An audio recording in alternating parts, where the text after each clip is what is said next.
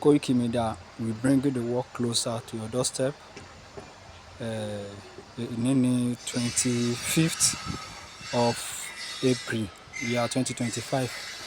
Ẹ kú ọjọ́ méjì, ẹ kú ọjọ́ mẹ́ta o. A ní ká fi oko wa, a ní ká fi wọ̀n yín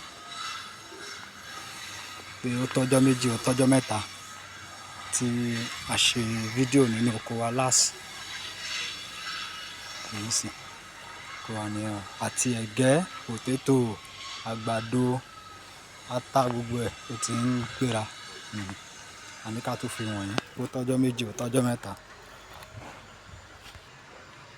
Eléyìí ni oko ẹ̀gẹ́ wa tí ilé ìta ti máa ń ṣò yín tẹ́lẹ̀tẹ́lẹ̀. Oko ẹ̀gẹ́ wa ẹ ti ń wò bẹ́ẹ̀, ti ń wò. So tó bá fún wa fi rí bí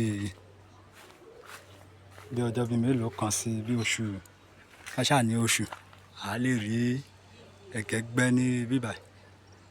So òní àwọn ẹ̀gẹ́ yẹn nìyẹn. Koiki Media will bring the world closer to your doorstep. Ẹ ti rí. So bó ṣe ń lọ nìyẹn o nínú oko wa, ẹ rí. So another section tún lélẹ̀. Ẹ ti rí bẹ́ẹ̀. So a dúpẹ́ lọ́wọ́ ọba Èdùà tó pèsè ilé fún wa. So section mi tún ní ilé ẹ̀gẹ́.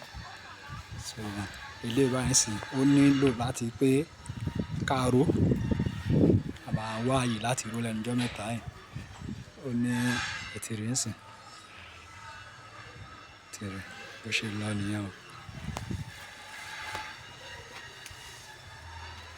Bó ṣe lọ nìyẹn o. So màá rí ibi tá ti ṣánlẹ̀ lánàá, tá ti padà ṣe inú oko lánàá.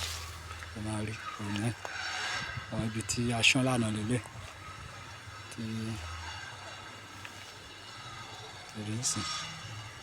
Àwọn ilé ìta ṣe lánàá lélẹ̀.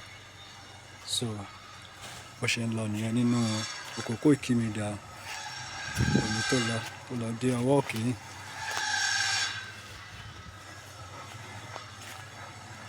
Ẹ ti rí. A kì í ṣọ̀lẹ o.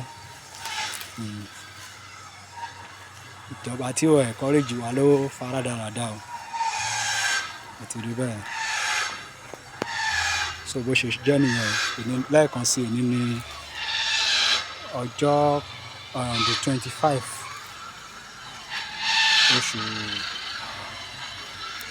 oṣù April ọdún year 2025. Once again, Koiki Media will bring the world closer to your doorstep.